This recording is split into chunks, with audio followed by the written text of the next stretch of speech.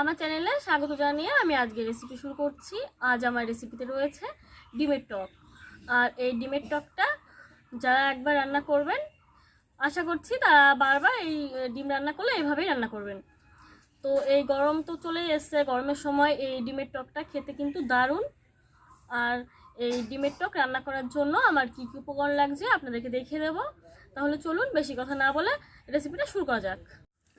ডিমের টক রান্না করার জন্য এখানে আমি 4টে ডিম নিয়েছি। তেঁতুল আমি 2 ঘন্টা আগে জলে ভিজিয়ে রেখেছিলাম। আর নিয়েছি আলু সেদ্ধ করে মেখে, আদা বাটা, কালো জিরে, ধনিয়া গুঁড়ো, জিরে গুঁড়ো, শুকনো লঙ্কা গুঁড়ো, লবণ, হলুদ, রসুন কুচি করে নিয়েছি, চিনি, কাঁচা লঙ্কা কুচি, পেঁয়াজ। আর আমি রান্নাটা সরিষার তেলে করবো আর আমার জল লাগবে। তাহলে চলুন রান্নাটা শুরু করা যাক। উনুনটা ধরিয়ে নিচ্ছি।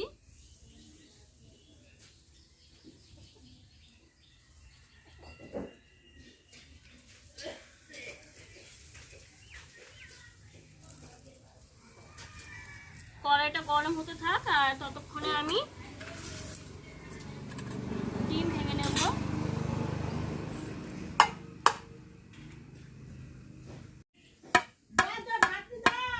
যাচ্ছে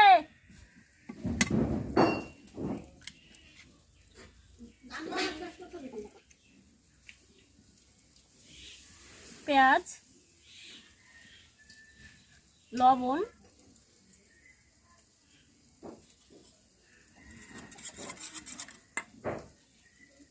কাঁচা লঙ্কা কুচি,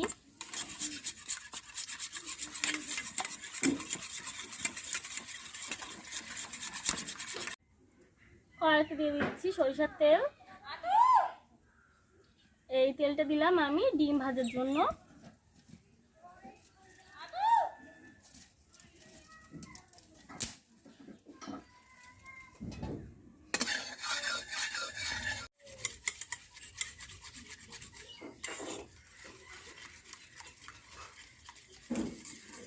তেল গরম হয়ে গেছে।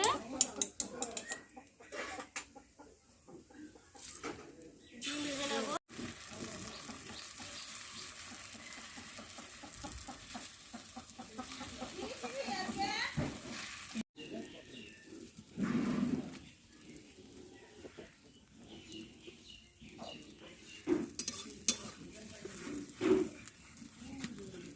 এরকম ভাবে ডিমটা রোল করে নেব।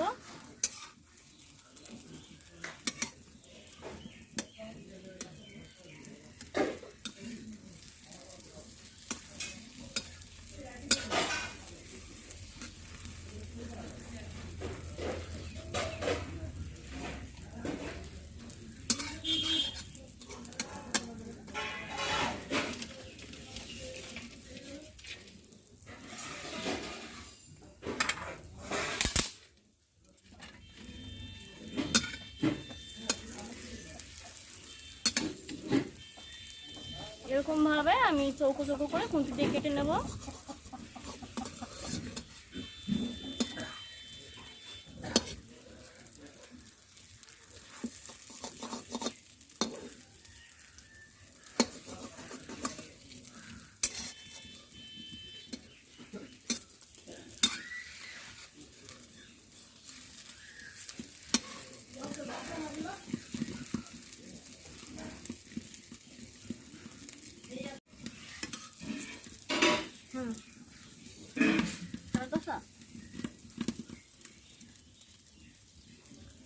ভেজে নেওয়া হয়ে গেছে, এখন আমি তুলে নিচ্ছি।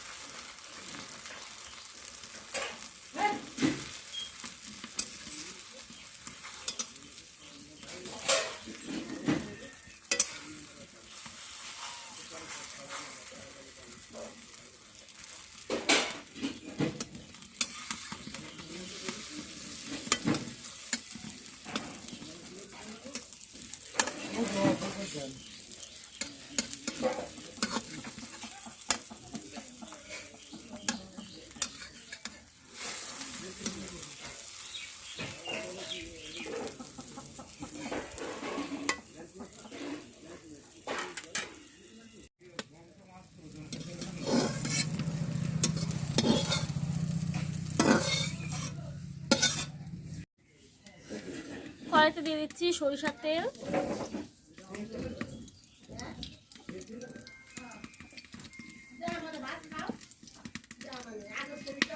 আর দিয়ে দিচ্ছি কালো জিরে,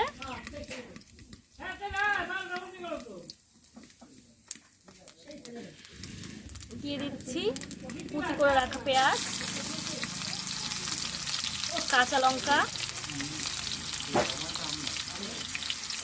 আদা বাটা, রসুন বাটা,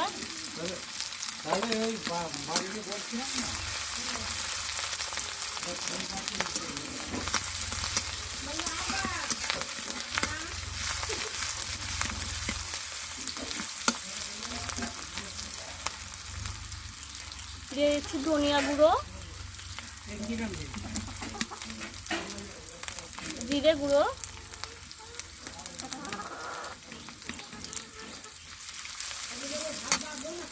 শুকনো লঙ্কা গুঁড়ো, লবণ, হলুদ গুঁড়ো,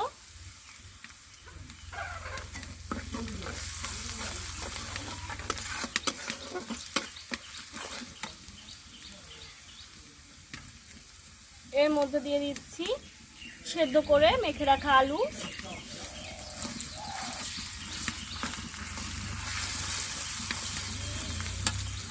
আর দিয়ে দিচ্ছি জল,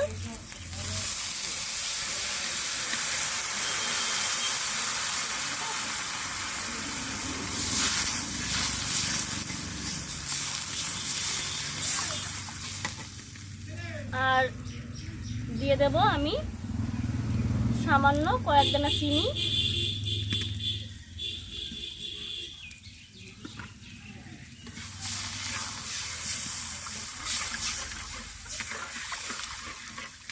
এই ডিমের টকটা রান্না করা কিন্তু খুবই সহজ, খুব অল্প সময় আপনারা রান্না করতে পারেন।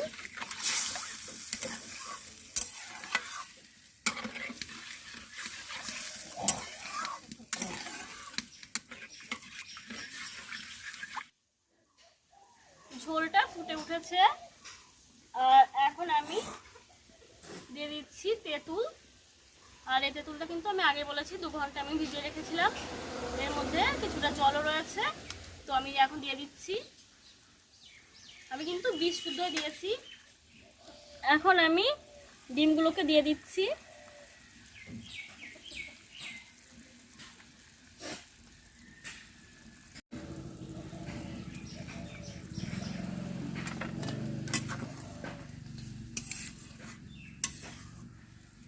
এখন আমি 5 মিনিটের জন্য ঢাকা দিয়ে রান্না করব।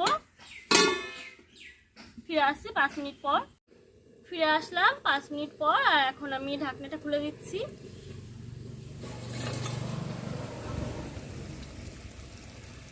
দেখুন, দেখতে কিন্তু অসাধারণ হয়েছে।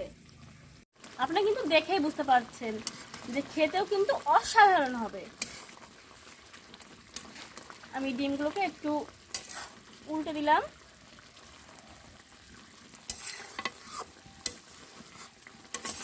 এই রান্নাটা হয়ে গেছে। আপনারা চাইলে এতে এলাচ গুঁড়ো গম দিয়ে দিতে পারেন, আবার মাংসের যে মশলাটা হয় মিট মশলা সেটাও দিতে পারেন, কিন্তু আমি কিছু দিচ্ছি না। তো এখন আমি নামিয়ে নেব।